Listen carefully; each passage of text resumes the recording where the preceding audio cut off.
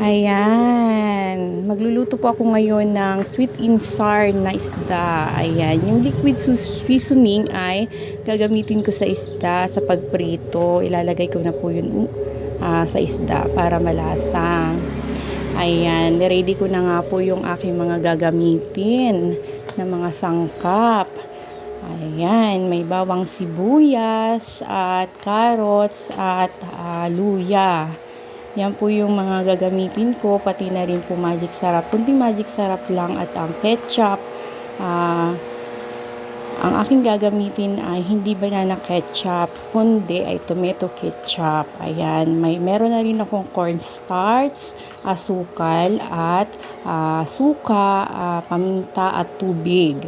Yan yung aking mga gagamitin. Ayan, prituhin ko muna yung isda. Nilagyan ko siya ng seasoning. Ayan, at asin na rin para malasa yung isda. Ayan, siksik sa laman ng isda yung seasoning. Ayan, pinirito ko muna yung isda bago ko gawing sweet and sour, syempre. Ayan, sila mama pala at ang aking mga anak ay pumunta sa irrigation para magbanlaw ng damit. At pagdating ng mga yon ay talagang mga gutom na yun at mga gutom na yun kasi mga galing sa ilog. Ayan, nagisa na nga ako ng bawang sibuyas kasama na yung luya.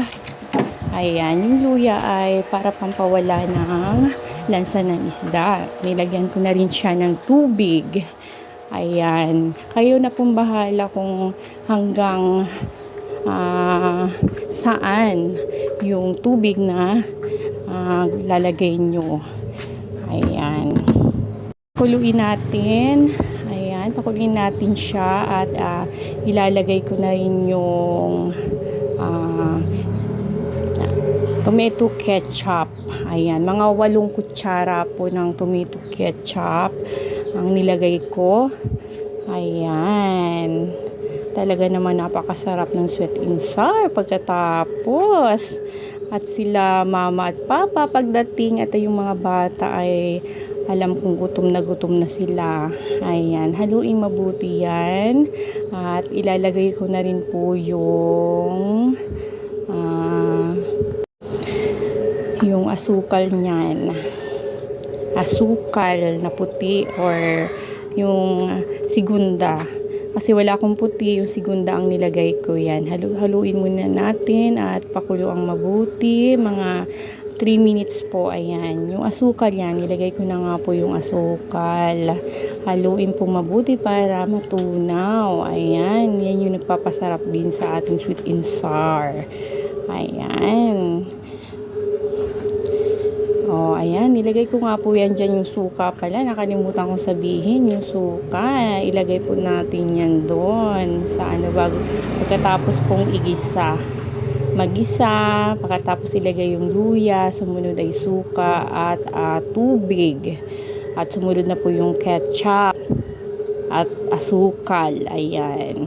Nilagay ko na rin po yung carrots kasi ito yung pinakamatigas dyan na dapat ay lumambot po siya. Kaya mga 3 minutes po natin siyang pakuluan. Ayan, nilagay ko na rin po yung cornstarch para po ay siya yung nagpapalapot niyan ng sabaw, yung cornstarch. At nilagyan ko na rin po ng paminta at magic sarap at asin. Ayan, kompleto na nga po yung aking sangkap na nilagay. Ayan, pakuluan lang po natin siya ng 3 minutes. Ayan, haluin po natin para hindi mamuo yung cornstarch. Ayan, talaga naman nakakatakam ng aking niluluto, sweet and sour. Ayan, tinikman ko na nga at okay na po yung lasa niya. Ayan, hinalo-halo ko muna para hindi mamuo yung cornstarch na nilagay ko. Halu-haluin lang. Ayan. Pagkatapos niyan ay ilalagay ko yung nilagyan ko na nga ng asin muna pala. Ayan, kasi kulang pa yung nilagay kong asin kanina. Ayan, talagang nangangamoy na yung sarap ng aking niluluto. Ayan. Sumunod niyan ay ilalagay ko yung isda. Yung isda na Kasi ilalagay ay ko nabibili niyan ang bell sumunod. Ayan, wala pa kasi sila mama ko. Halos ay 1 oras, 2 oras na sila doon. Para pagdating nila ay kakain na lang sila. Nakaluto na rin ako ng kanin. 1 kilong kanin ng aking niluto. Ayan, talaga namang masarap yung pakaluto ko niyan. Ayan. Oh, diba? Napakasarap na siya. Ayan. Yummy, yummy. Oh, diba? Ang sarap ng tingnan. Kaya guys, kain tayo. Luto na rin kayo ng ganito. Talaga naman napakasarap. Lutong probinsyana. Ayan, yung tendera. Nakaluto ng sweet and sour. Ayan, luto na po kayo. Ang dami ng isda dito sa Bicol. Talagang mag-iisip ka kung anong pwede mong lutuin para maiba naman yung lasa. Palagi nilang prito ang niluluto. Ayan. Yung may flavor naman sana. Kaya ito yung naisip ko. Sweet and sour. Ayan. Talaga naman napakasarap na. Ready to serve na. Ayan. Naghihintay na nga sa aking mga anakits at ang aking mama papa.